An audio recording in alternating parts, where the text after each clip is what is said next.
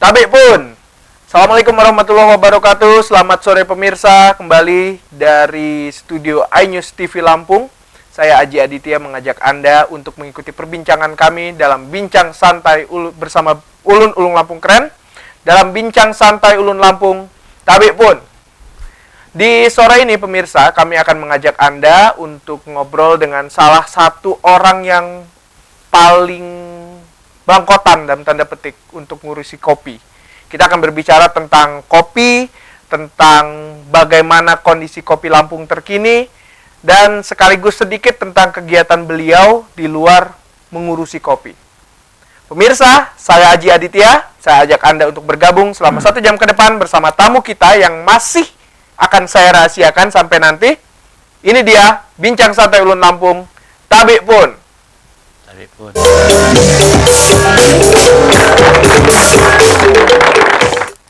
Pemirsa, tamu kita sore ini memiliki banyak status atau banyak sebutan, atau istilahnya lagi banyak posisi, banyak hal yang bisa dibicarakan kalau menyebut nama yang satu ini. Beliau adalah salah satu sosok penting dalam dunia karate di Lampung. Beliau juga aktivis NU, namun yang paling banyak terkait dengan nama beliau apabila kita membicarakan tentang kopi Lampung. Tamu kita sore ini adalah Ketua Kompartemen Perencanaan dan Litbang AEKI Lampung, Muhtar Lutfi. Assalamualaikum Bapak. Waalaikumsalam. Selamat sore Pak. Selamat sore. Terima kasih Pak Muhtar mau bergabung di Tabik pun sore ini. Terima kasih sama-sama. Pak Muhtar, ini tahun keberapa Pak ngurusin kopi Pak?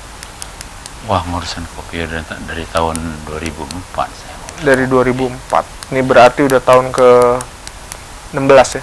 15. Bukan 2004, dari 94. 94. Dari 94. Oh, berarti iya. Udah tahun ke 20 sekian. Iya, 20 sekian. Kalau Bapak sendiri, kalau boleh tahu maaf Pak, usianya berapa ya Pak? Usia saya baru 74 lah. 74? Iya. Ini casingnya nggak kelihatan 74 Pak. Ini gimana cerita ya bisa? Casingnya. Casingnya ini 50 Pak, dugaan saya Pak. Casingnya digosok-gosokin terus gitu ya, supaya bersih gitu ya. Oh, digosok terus supaya bersih. Oke, siap. Pak Lutfi, sebelum berbincang lebih jauh tentang kopi Lampung, mungkin bisa diceritakan Pak, awal mulanya Pak Lutfi bergabung dengan AEKI ini gimana? Oh iya. Jadi pada tahun 94, saya waktu itu masih jadi ketua Bapeda Lampung Selatan. Oke. Ada panggilan dari Pak Pujono melalui protokol, diminta menghadap beliau di rumah dinas gubernur. Jadi saya kaget juga, kok dipanggil. Jam berapa sebenarnya? Jam 2 katanya. Jam 2 saya datang, saya tunggu. Beliau pulang dari kantor, hampir ketemu saya. Kemudian waktu itu belum HP ya Pak? Apa udah HP? Belum. HP saya belum ada. HP juga belum ada waktu itu. Jadi dipanggilnya via handphone? Iya, di telepon. Oh, di telepon. Telepon. Okay. Jadi beliau bilang, saya minta tolong. Saya pikir, apa yang harus saya tolong? Gubernur minta tolong. Gubernur kok minta tolong? Apa yang harus saya kerjakan? Dia bilang, sembuhkan perusahaan daerah kita. Kenapa? Lagi kolab. Utangnya banyak, gedungnya lagi disita pajak. Waduh, saya pikir bagaimana ini ya? Saya nggak pernah ngurusin urusan dagang segala macam, apalagi perusahaan daerah. Sanggup nggak katanya? Waduh, ditodong lagi saya kan. Sanggup nggak? Kenapa Pak? Yang lain sudah mundur, nggak sanggup lagi katanya. Saya bilang insya Allah Pak. Nah itulah mulainya saya langsung dialog dengan beliau ya. Tapi sebelumnya juga saya pernah tanya sama protokol kantor gubernur, protokolnya Pak Gubernur. Saya ini dipanggil Pak Pujono, kapan beliau perhatikan saya bilang. Dia bilang pada waktu Bapak ekspos tentang pembangunan Lampung Selatan di pameran 17 Agustus di Wai Halim, Bapak kan bicara mengenai pertumbuhan ekonomi Lampung Selatan. Waktu itu Lampung Selatan masih belum ada Tenggamus, belum ada Plengsewu, belum ada Pesawaran ya, masih jadi satu. Ya saya. Jadi dia bilang, dia lihat Bapak bicara tanpa konsep, tapi Bapak cuma lihat peta buta dengan data-data yang ada. Yang terakhir di ujung sudah selesai, dia bilang, opo orang ngapusi. Rupanya setelah itu beliau tahu nggak betul-betul nggak ngapusi gitu ya. Nah itulah katanya sejak itu. Jadi ngurus IQ-nya gimana? Nah jadi gini, karena saya diangkat jadi dirut dari perusahaan daerah, dan perusahaan daerah ini merupakan salah satu perusahaan anggota IQ. Oh gitu. Iya. Sehingga pada waktu ada rapat umum anggota, saya mewakili perusahaan daerah, kawan-kawan minta saya duduk di pengurus IQ. Sejak itulah saya mulai dekat dengan eksportir kopi. Kemudian karena IQ juga punya kepedulian terhadap petani, yang merupakan petani-petani yang produsen kopi, kita juga memperhatikan pengolahan dan budidaya daripada kopi yang dilakukan petani dengan istilah kepedulian IQ terhadap petani kopi Lampung. Nah sejak itulah kita dekat dengan para petani karena sering memberikan pelatihan, sering memberikan bantuan, kemudian mengajak para petani itu untuk studi komparatif di tempat-tempat perkebunan kopi yang bagus. Oke, jadi sebelum dengan IQ itu memang Bapak dekat nggak dengan kopi? Apa cuma sebatas minum doang? Saya sebatas minum doang. Sebagai minum doang? Iya. Kalau minum kopi saya dari SMA. Dari SMA minum kopi? Kalau saya mau ujian, lagi belajar, takut ngantuk, saya minum kopi, kasih garam dikit. Kasih garam dikit? Ya. Tapi nggak kasih gula? Enggak. Kalau kasih garam pasti nggak ngantuk. Oke, iya. Jadi dari sekedar peminum doang, akhirnya bergelut di dunia kopi sampai sekarang. Pak, IQ itu kan dalam tanda petik berbeda ya Pak ya? IQ sekarang dan IQ 20 tahun yang lalu. Oh iya. Sebelum reformasi dan setelah reformasi. Sebagai orang yang hidup di dua era Pak, mungkin bisa dikasih tahu Pak ke penonton. Jadi kalau IQ itu ya, kalau IQ visi dan misinya nggak pernah berubah, tetap itu ya. Di satu aspek dia mengangkat citra perkopian kita di Indonesia ini.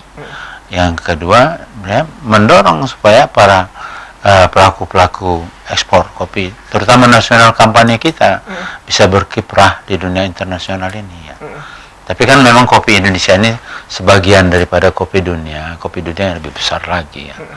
Tapi karena ini merupakan suatu sumber, selain sumber devisa juga merupakan minuman yang disenangi oleh banyak masyarakat peminum kopi. Sebenarnya masyarakat dunia ini udah kenal kopi Indonesia udah banyak dari dulu.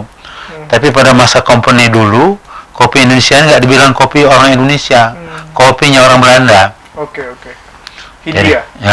Jadi karena kita dijajah, nggak pernah bisa bilang bahwa kopi kita ini kopi Indonesia. Oke. Perbedaannya apa Pak? Suasananya beda nggak? IQ zaman sebelum reformasi dan setelah reformasi Pak? Perbedaan kalau kita bicara soal reformasi ya, dengan ini memang ada kita lihat cara kerja saja. Cara kerjanya aja. Kenapa? Karena IQ tidak kerja sendiri. IQ ini bekerja bersama instansi-instansi sektoral yang memang terkait dengan kopi. Jadi kita artinya bersama-sama dengan aparat pemerintah membina perkopian di daerah Lampung ini. Jadi bagaimana perubahan yang terjadi di mitra kita ya begitu juga cara kita mengimbanginya. Membawa perubahan ke positif atau lebih menurun dibanding beberapa tahun yang sebelum reformasi untuk sendiri? Ini tergantung dengan situasi ya, bisa positif, bisa menurun karena kopi ini ditentukan oleh cuaca. Tergantung cuaca. Oke, saya garis bawahin itu cuacanya Pak, buat ditanya di segmen selanjutnya.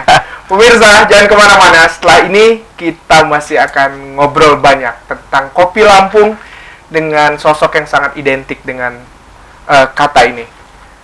Muhtar Lutfi dan Aji Aditya segera kembali di Bincang Santai Ulun Lampung. Tabik pun. Iya pun.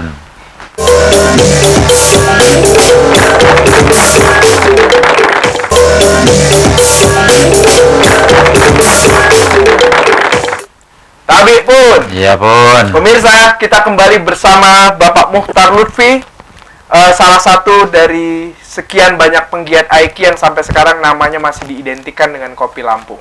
Pak, sebelum ke segmen selanjutnya, sebelum lanjutkan ngobrol, ini Kopi Lampung, Pak.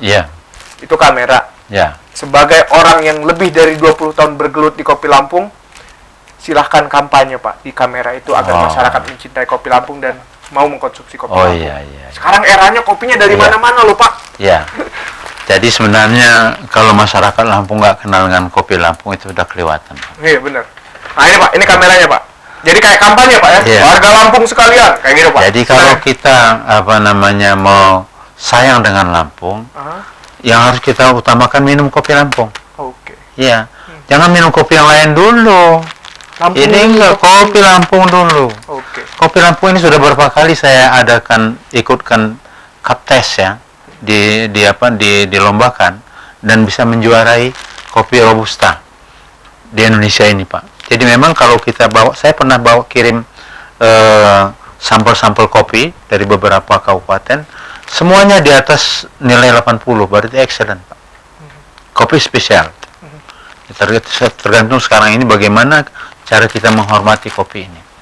Jadi saya berharap semua restoran, semua rumah makan, semua hotel mestinya ya Kopi Lampung lah dipasarkan dulu, jangan kopi yang lain dulu.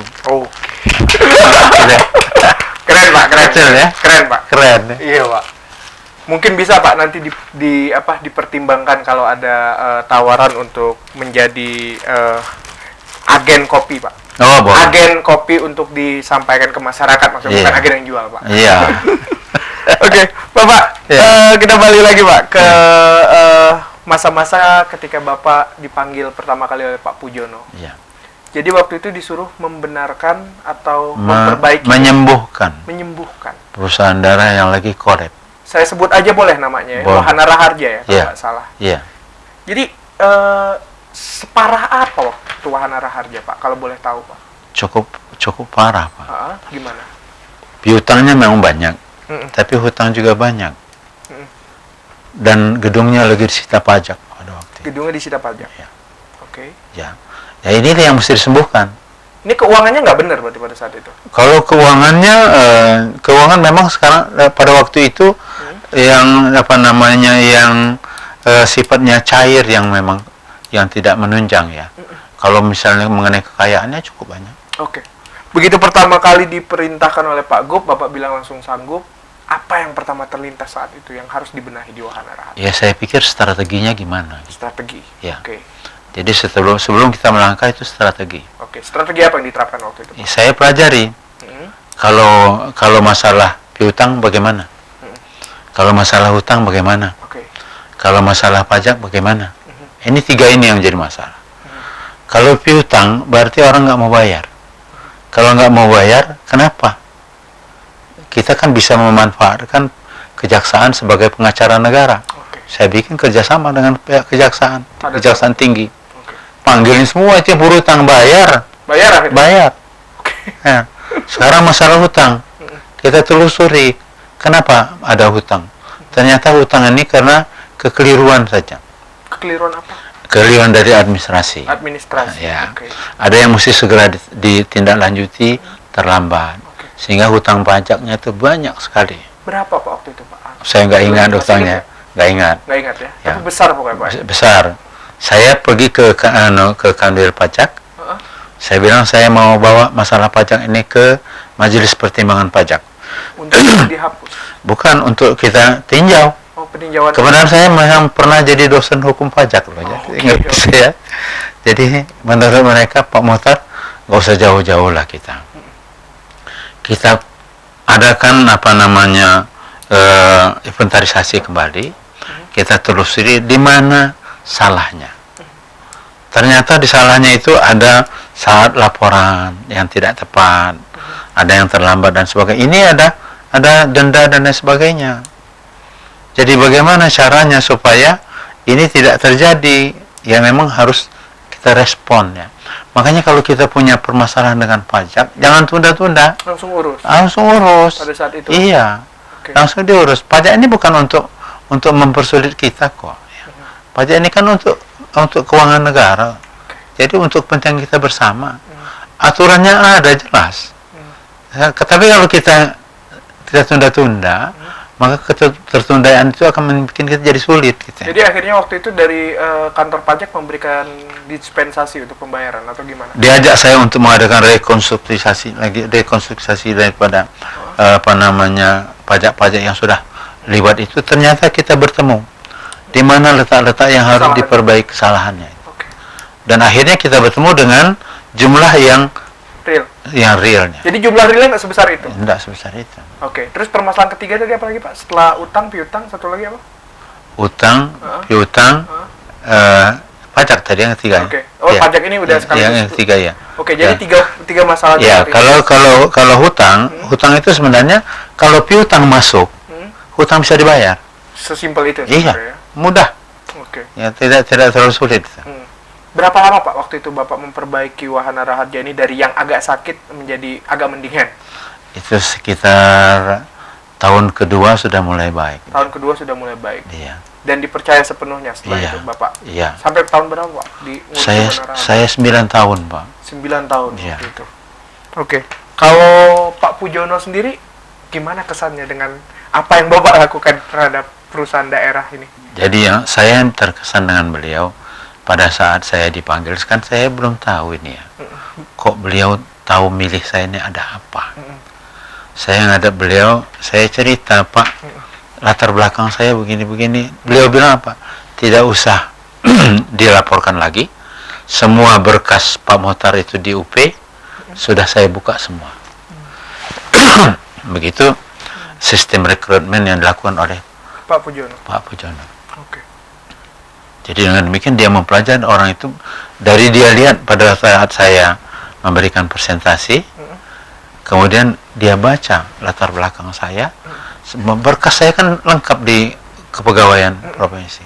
Beliau buka, ternyata pada waktu saya mau cerita, dia bilang nggak usah cerita lagi, sudah saya baca. Artinya beliau sudah tahu siapa. Jadi kalau gitu beliau sudah tahu saya. Oke, Pak, ketika dilantik menjadi dirut perusahaan, salah satu yang fenomenal adalah masalah sumpah. Ya. Apa itu? Ini tahunya dari mana ini? Tim Pak. Tim jadi gini, kreatif, Pak. Setiap pejabat baru itu kan selalu disumpah. Dalam sumpah itu tidak boleh melakukan sesuatu, tidak boleh menjanjikan, tidak boleh memberi, tidak boleh meminta dan sebagainya. Itu kan sudah baku. Oke. Merupakan sumpah yang harus diucapkan setiap pejabat yang baru menduduki jabatan. Setelah saya baca, saya ini disuruh memimpin perusahaan daerah, bukan memimpin jabatan di birokrat. Beda. Beda. Kalau di perusahaan berarti saya harus ada negosiasi. Saya harus ada kerjasama. Saya harus ada bicara masalah keuntungan dan kerugian terhadap semua pihak, mau ke pihak keperbankan atau sesama kita perusahaan. Jadi pada waktu itu saya katakan dengan sekretariat pemerintahan daerah, kalau saya tambah ini bagaimana sumpah ini? Ditambah apa waktu itu? Dia bilang tambah apa Pak? Saya ikuti, tidak ini, tidak itu dan sebagainya. Terakhir, kalau merugikan perusahaan daerah. Berarti kalau merugikan perusahaan daerah berarti merugikan negara. Kalau itu boleh dimasukkan, saya siap. Dan dikabulkan? Iya, kalau tidak dikabulkan, saya urung juga nggak apa-apa, nggak jadi dilantik. Akhirnya dikabulkan. Iya. Dan akhirnya Bapak pakai sumpah versi Bapak? Jadi berarti sepanjang saya berbuat tidak merugikan nama atau merugikan modal atau merugikan investasi perusahaan, saya laksanakan. Baik. Pemirsa, setelah ini kami masih akan ngobrol dengan Bapak Muhtar Lutfi, tetap di Tabi Pun. Iya Pun.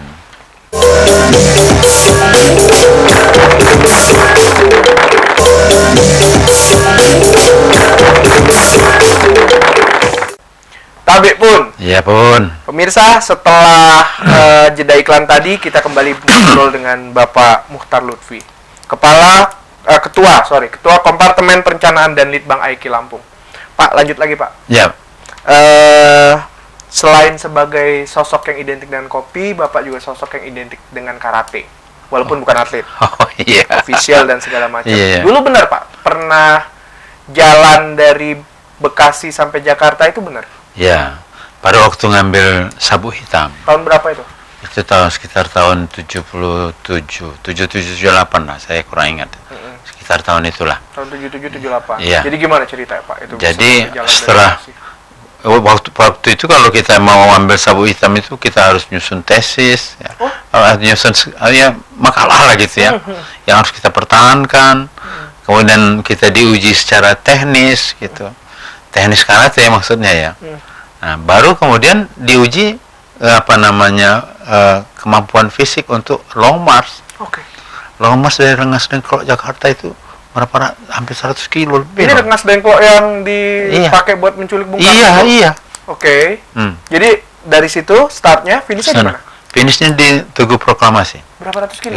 Nggak tahu lagi saya hitungnya berapa itu. Oke, tapi yang jelas berangkatnya berapa? Berangkatnya jam 2 sore. Dilepas jam 2 sore. Jam 10 pagi kita sudah apel di sana. Harus nyampe jam 10 pagi? Iya. Atau Bapak sanggupnya jam 10 pagi nyampe? Atau ya, rata-rata jam 10 pagi. Rata-rata jam 10 pagi semua. Itu nggak boleh murni jalan kaki semua? Oh iya. Nggak boleh naik mobil. Naik mobil bukan long march namanya. Berapa orang yang long march waktu itu, Pak? Oh, banyak dulu. Banyak ya? Banyak. Berarti Bapak termasuk salah satunya? Iya. Oke. Iya. Selain sebagai karateka juga aktivis NU. Ya. Tahun berapa masuk NU? Kalau tahun NU sejak saya jadi mahasiswa. Tahun berapa itu mahasiswa? Tahun 64. 64. 64 saya jadi mahasiswa. Setelah selesai masa perpeloncoan, inaugurasi, kita kan pada waktu itu mulai kumpul-kumpul dengan teman. Kita masuk salah satu organisasi ekstra universitas atau kita dirikan organisasi. Kumpul-kumpul teman cara kalau kita masuk jadi anggota. Kalau kita bikin, kita bisa jadi ketua, bisa jadi wakil, bisa jadi sekretaris. Jadi memang dari muda nggak pernah mau jadi anggota? Oh ya itu kira-kira. NU kan ini Pak, ideologis. Iya. Memang Bapak besar di keluarga besar NU dulu? Enggak. Sebenarnya keluarga besar saya dulu, ibu bapak saya ini orang aktivis, orang Muhammadiyah. Gimana ceritanya jadi Pak? Enggak masalah. Sebab itu enggak ada perbedaan yang prinsip menurut saya. Yang penting di situ yang kita lakukan untuk ibadah. Dan yang kedua organisasi. Saya ditawari oleh organisasi Pemuda Muhammadiyah gitu ya. Itu Ikatan Mahasiswa Muhammadiyah, tapi saya jadi anggota. Oke. Itu aja pertimbangannya. Ya, pertimbangannya kalau saya dirikan PMII, saya bisa jadi ketua, bisa jadi sekretaris, bisa ngatur. Iya. Nah. Karena nggak ini Pak. Kenapa? Karena nggak sesuai dengan sistem yang ada waktu itu? Enggak juga. Memang nggak mau diatur aja? Kepengennya nggak mau diatur? Kepengennya mau ngatur. Pengennya ngatur memang? Ya. Oke. Sampai sekarang itu ke bawah? Iya. Ngatur. Oke Pak, terus jadi ngotot lebih milih jadi PNS ketimbang menjadi pegawai swasta. Iya. Kenapa? Enggak, saya tadinya memang pegawai swasta. Tahun berapa itu? Tahun 63. Jadi sebelum jadi PNS pegawai swasta? Saya kerja di gudang kopi, salah satu perusahaan eksportir kopi di Jakarta. Di sini. Iya. Oke. Jadi saya kenal kopi sebelum saya jadi PNS, sudah kenal artinya. Harusnya. Iya. Dan karena saya sudah sering mengawasi kopi yang sedang disortir, kopi yang sedang dikarungin, yang siap untuk diekspor dan sebagainya dulu tahu saya. Oke. Nah, jadi tiba-tiba saya ada penawaran penerimaan PNS di kantor statistik waktu itu. Oke. Saya ikut tes, terima. Sudah terima, kemudian ikut pelatihan. Termasuk yang bagus gitu ya. Sehingga saya langsung ditugasi pada waktu itu menjadi petugas sensus industri. Sensus industri ini kan semua industri besar, industri kecil di sensus pada waktu itu. Saya orang yang baru mikir gimana nih minta data sama perusahaan-perusahaan yang ada. Saya akalin, Pak, ini ada sensus dari statistik, nanti tinggal diisi. Kalau Bapak berat ngisinya, biar saya ngisiin, Bapak yang ngomong. Oke. Akhirnya mereka mau ngasih penjelasan, saya dapat, saya datakan. Iya. Dia bilang mereka daripada mereka yang tulis, biar bapak aja yang tulis lah, aku yang ngomong aja. Saya catat.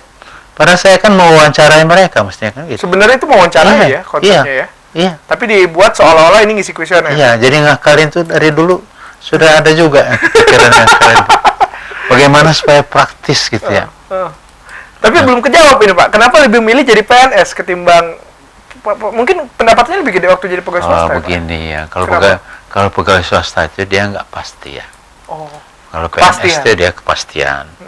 Saya sebenarnya tahun 63 yang lalu setelah tamat SMA saya ikut tes AMN dulu. Apa itu Pak? Akademi Militer ya. Masuk Akademi Militer juga. Dan saya ambil jurusan teknik, jadi ATK, Akademi Teknik Angkatan Darat yang ada di Bandung. Tesnya di Kodam 5 Jaya, masih gampang waktu itu tes. Kita peserta tes malah dikasih makan dan sebagainya.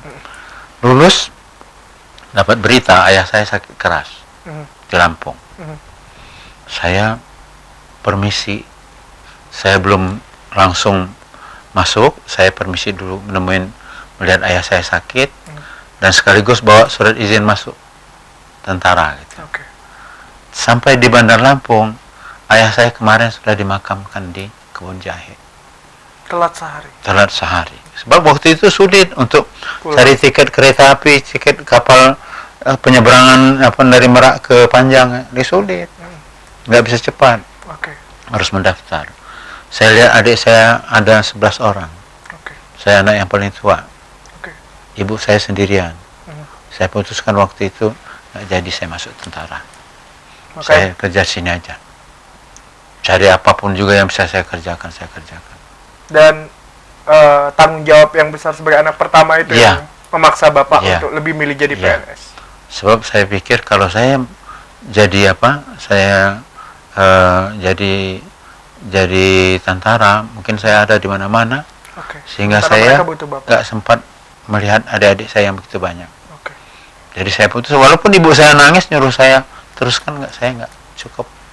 Dulu ibu saya, orang tua saya masih sahabat dari Dokter Muluk bilang teruskan Lutfi, jangan berhenti, nggak jadi. Saya daripada nanti saya lalai dengan adik-adik saya berhenti. Nanti kami bantu. Bilang sama ibu saya, terlalu banyak nanti kita berutang budi dengan orang. Lebih baik kita sendiri. Jadi lebih karena tanggung jawab ya Pak ya. Kenapa memilih untuk PNS waktu itu ya? Selain PNS juga jadi dosen. Ini dosen kenapa? Hobi?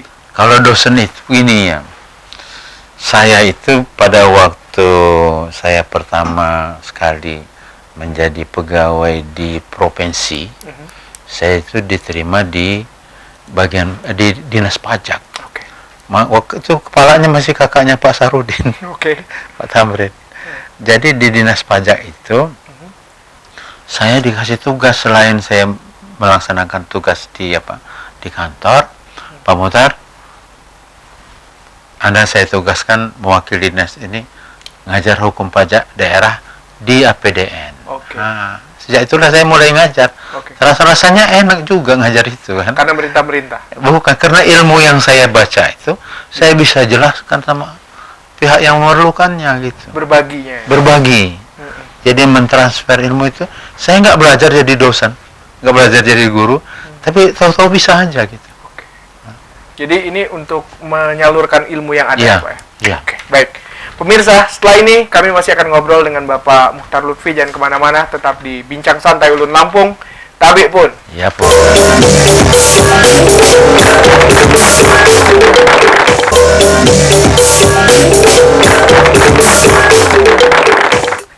Tabik pun. Ya pun. Pemirsa, sekarang kita akan bertanya pada pakarnya kopi Lampung, Bapak Muchtar Lutfi, tentang kopi Lampung itu sendiri.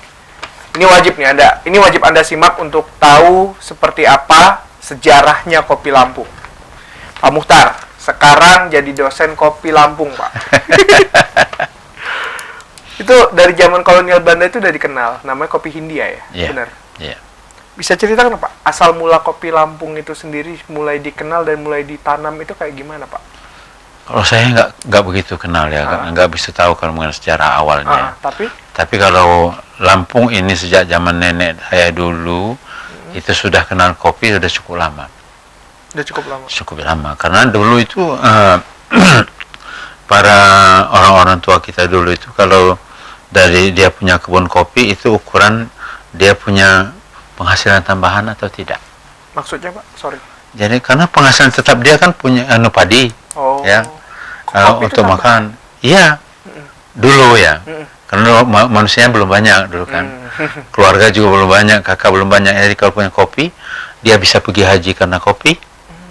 Dia bisa sekolahkan anaknya karena kopi. Dia bisa bangun rumah karena kopi dan seterusnya. Jadi memang itu penghasilan karena apa? Ini dihasilkan setahun sekali dan tidak terganggu oleh stok makanan yang ada. Dulu kan zamannya kita zaman saya masih kecil dulu, zaman masih anak-anak. Itu kalau petani kita panen padi, itu bukan dijual, simpan dalam lumbung, bukan makan. Buat makan sendiri. Persiapan, iya. Jadi nggak pernah kehabisan, nggak pernah kekurangan. Sekarang aja sudah berubah kan sistem. Jadi nyari uangnya dari kopi waktu itu? Jadi dari kebun kopi. Salah satu diantaranya ya. Kebun lada juga ada di Lampung ini. Bukan hanya kebun kopi, kebun lada. Dua itulah yang apa? Yang cukup berkesan bagi kita di Lampung ini, kebun kopi, kebun lada. Masa kemasan kopi Lampung itu antara tahun berapa sampai tahun berapa ya Pak ya? Kalau kemasan kopi Lampung masa itu keemasannya ya? Masa keemasannya itu saya kira selama ini juga memang terasa oleh kita. Kebun kopi itu juga merupakan satu kebanggaan daripada para petani kita. Jadi masa kemasannya pada saat harga-harga kopi memang dibanding dengan harga komoditas yang lain lebih menguntungkan. Kapan itu Pak? Itu saya mesti bawa data dong. Era 80-an lah ada. 80 sebelum 80 juga ada. Sebelum 80. Tapi pernah jatuh juga ada. Tapi nggak separah sekarang jatuhnya.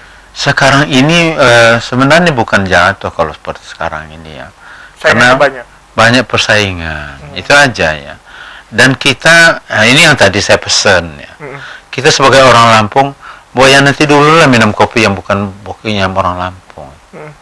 Sebab kalau kopi Lampung ini diminum oleh masyarakat Lampung sendiri, bisa habis misalnya, kita tidak tergantung pada ekspor kan. Berarti kalau tidak tergantung pada ekspor, harga kopi dalam negeri bisa naik. Iya, kopi ini kalau kita ekspor, terakhir pada waktu kita harga ekspor saya cek di rekan-rekan eksportir sekitar 1,7 $1,8 ya. Per kilo. Per kilo, oke. Bayangkan aja berarti 1 kilo itu tinggal berapa? Paling banter artinya sekitar 20 ribuan ya, 20 sampai 25 ribuan. Harga ya? Itu ya di sini ya. Kalau di tingkat petani pasti di bawah lagi karena dia potong ongkos. Sekarang kopi bubuk kita lihat mana ada kopi bubuk yang dijual orang di bawah 50 ribu per kilo. Ini masalah? Ini masalah Pak? Kenapa? Enggak, berarti harganya kalau sudah jadi kopi bubuk lebih mahal. Iya. Nah, kenapa kita tidak jual kopi yang sudah siap bisa diminum? Ini nggak habis. Nah, ini kita habisin supaya harganya naik. Kan gitu. Nah, kalau kita nggak habisin, ya harganya terpaksa kita jual sama orang lain. Harganya jatuh. Jadi harusnya habis di daerah sendiri dulu. Mestinya. Nah, walaupun tidak mungkin ya, karena kita memang punya komoditi kopi ini cukup banyak. Dan tidak hanya diminum oleh kita sendiri. Kita ini minum kopi rata-rata belum sampai 1 kilogram per kapita per tahun. Ya, kalau penduduk Lampung ini berapa? 7 juta ya? Penduduk sekarang 9 juta. Kalau 9 juta, berarti kalau 1 kilo per kapita per tahun, baru 9.000 ton ya. Kita bisa ekspor dari Lampung ini sampai 300.000 ton. Bayangin aja ya. Taruhlah karena ini terdiri dari kopi yang datang dari Sumatera Selatan dan Bengkulu. Lampung sendiri juga sekitar 150.000 ton kopi dari Lampung ada. Pak, jadi permasalahan terbesarnya adalah memang kesadaran untuk mengkonsumsi kopinya sendiri, kebanggaan terhadap kopi daerah sendiri itu kurang. Ya, bukan kurang ya, memang belum tumbuh gitu ya. Belum tumbuh. Tapi sekarang ini kita alhamdulillah minum kopi itu sudah jadi lifestyle gitu ya.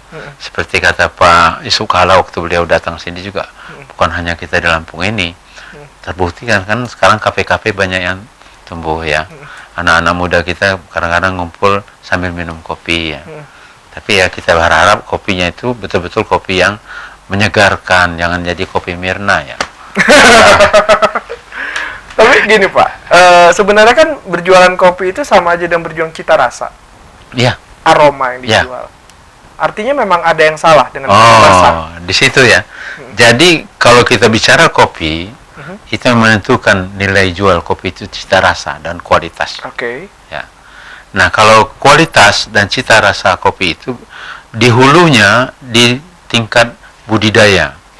Bagaimana kita memperlakukan kopi di kebun, bagaimana kita memperlakukan penaungannya, bagaimana kita memperlakukan pemeliharaannya, bagaimana kita memperlakukan arus cahaya mataharinya yang harus diterima oleh kebun kopi dan seterusnya.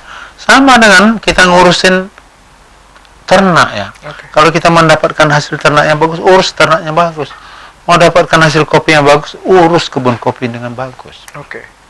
Sekarang warga masih petani Ya, petani kurang paham dan konsep itu. petani sudah paham. Sudah Paham ya. Sudah paham petani itu karena tetapi sekarang ini yang jadi permasalahan. Kan petani kita ini tidak hanya melulu ngurusin kopi aja. Oh, karena sampingan tadi. Iya. Dia punya kerjaan yang lain juga. Nggak berubah toh Pak dari era lama sampai era sekarang? Oh iya, berubah. Kebun kopi itu Ya. tetap menjadi Kalau sampingan? dulu kebun kopi ini dimiliki oleh satu keluarga. Heeh. Ya, kalau sekarang ini keluarga yang dulu memiliki kopi itu sudah pecah menjadi banyak. Jadi sekarang ini sudah sekitar 230.000 kakak yang terlibat di dalam budidaya kopi di Lampung ini. Oke. Dari sekitar 160 sampai 170.000 hektar. Oke. Nah, jadi artinya itu yang baik dan yang terlantar jadi satu di sana. Sekarang. Ya. Jadi oleh karena itu berarti kebun kopi ini harus diurus secara baik. Kalau dulu memang ini kopi yang bisa bikin saya pergi haji. Ini kopi yang bisa bikin saya ngawinkan anak. Ini kopi yang bisa bikin saya bisa bikin rumah. Ngurus kopi telaten. Oke. Telaten sekali. Kalau sekarang tidak setelah Sekarang itu kenapa? Karena nilai jualnya tidak menjanjikan seperti itu. itu kenapa nggak selaten dulu? Iya. Kalau sekalian panen kopi, sekali panen kopi belum tentu dia bisa pergi haji. Iya. Belum tentu dia bisa bikin rumah. Harganya dengan apa namanya produktivitas kopi itu sudah nggak menjanjikan ya. Oke. Itu. Jadi oleh karena itu kita selalu AIKI ini melalui kepedulian kita bersama-sama tim pembina perkopian di Provinsi Lampung ini meminta supaya mendorong petani kita supaya melakukan budidaya dengan bagus. Oke. Yang terjadi sekarang petik merah. Hampir seluruh petani kita tidak lagi metik kopi itu yang serabutan, Oke. tapi yang petik merah. Ditahan dulu Pak. Kita bicarakan lebih detail tentang upaya AIKI ini untuk kembali meningkatkan harkat kopi Lampung Iya. setelah pesan-pesan berikut ini. Iya. Pemirsa, tetap di Tabik Pun.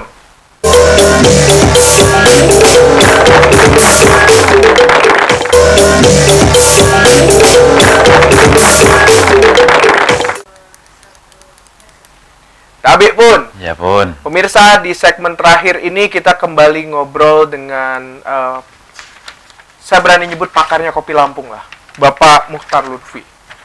Pak, tadi sudah ketemu permasalahannya. Iya. Budidaya kopi sekarang tidak seintens dulu. Iya. Tadi apa? Kopinya masih merah udah di Sekarang yang dipetik kita sekarang justru petik budidaya itu sudah lebih bagus secara teknologi ya. Petikannya sudah lebih bagus. Jadi kalau dulu mereka memeliharanya begitu intens itu karena yang memeliharanya lebih banyak daripada yang dipelihara. Oke. Ya. Kalau sekarang ini yang dipelihara itu sedikit. Kopinya. Ya. Jadi oleh karena itu memetiknya itu harus disesuaikan dengan teknologi budidaya yang terbaik supaya mendapatkan kualitas yang terbaik. Oke. AIKI pastinya resah dengan kondisi yang ada sekarang, di mana petani pembudidayaannya nggak sebaik dulu. Apa-apa aja Pak udah kita lakukan? Kita sudah, kalau pelatihan itu selalu kita berikan ya. Sebulan sekali? Ya. Sebenarnya petani kita ini sudah tahu, sudah paham. Tapi kenapa mereka enggan? Itu karena nilai ekonomisnya tidak menguntungkan gitu. Oke. Ya. Dia biarkan saja kopinya tumbuh, dibiarkan, 3 kintal per hektar pasti dia dapat. Kalau dibiarkan aja. Biarkan Ini nggak aja. dirawat ini. Nggak dirawat. Oke. Dia harus rawat, dia keluarkan biaya, dia dapat 1 ton.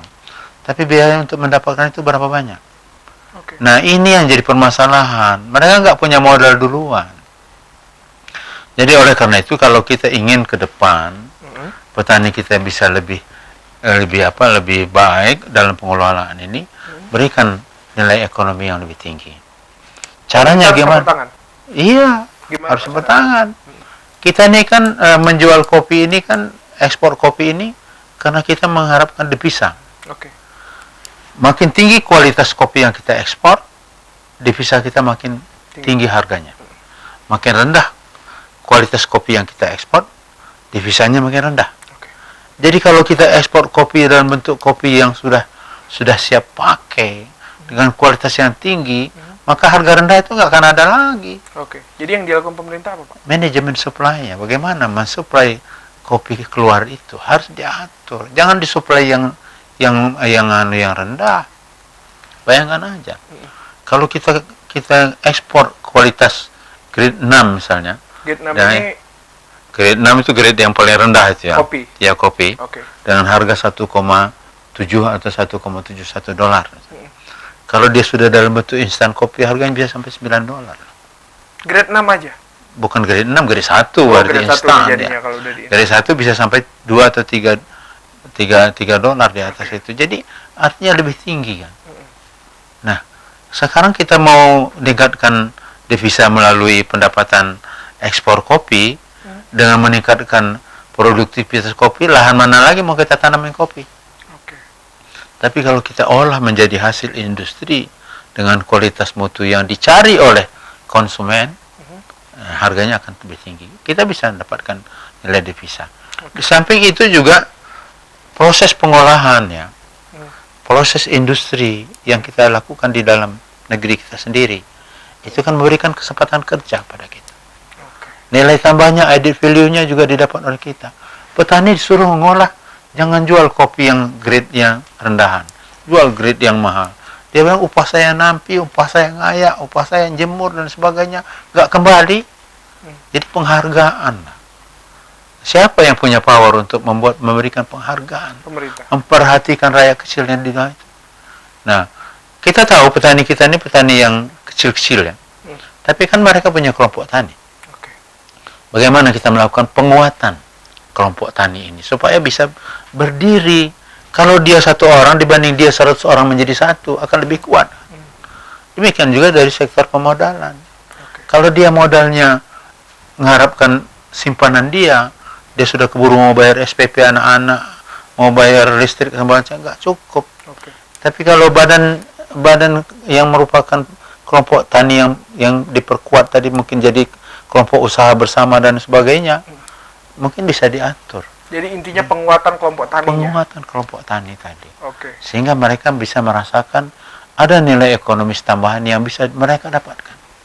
Dari jerih payahnya loh, mengolah kopi menjadi kopi bagus kan memerlukan tenaga. Kalau tidak ada nilai ekonomisnya, feedbacknya yang kita berikan pada mereka, mereka anggap ya nggak usah begitulah, yang penting dapat duit cepat. Oke, baik.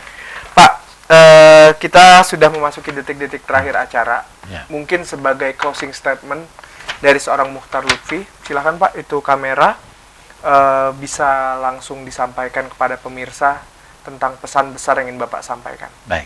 Terkait kopi, silakan Pak. Terima kasih para pemirsa.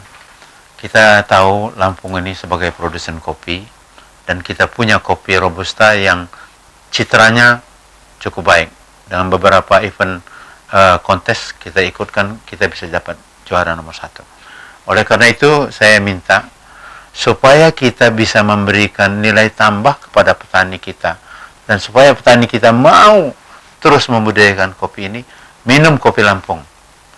Jadi kalau kita sendiri mencintai kopi Lampung, insya Allah harga di dalam ini akan terasa memberikan satu nilai ekonomis yang menguntungkan, baik bagi petaninya atau bagi mereka yang mengelola kopi ini untuk disajikan, restoran, rumah makan, hotel. Kenapa tidak kopi Lampung yang didulukan, jangan kopi yang lain? Insya Allah dengan demikian berarti kita bisa mendorong kemajuan dari kopi ini. Kita akan berusaha bagaimana supaya tidak ada lagi petani kopi yang ngeluh karena harga kopinya tidak memberikan nilai ekonomis yang menguntungkan bagi mereka. Terima kasih. Oke, baik. Terima kasih banyak Bapak Mukhtar Lutfi. Terima kasih. Kehormatan buat kita kedatangan tamu selevel Bapak. Assalamualaikum. Waalaikumsalam warahmatullahi wabarakatuh. Pemirsa, berbicara tentang kopi bukan hanya berbicara tentang gengsi. Berbicara tentang kopi berarti berbicara tentang apresiasi dan berbicara tentang kesejahteraan petani. Oleh sebab itu, mari nikmati kopi dari tempat kita sendiri. Saya Aji Aditya. Assalamualaikum warahmatullahi wabarakatuh. Tabik pun.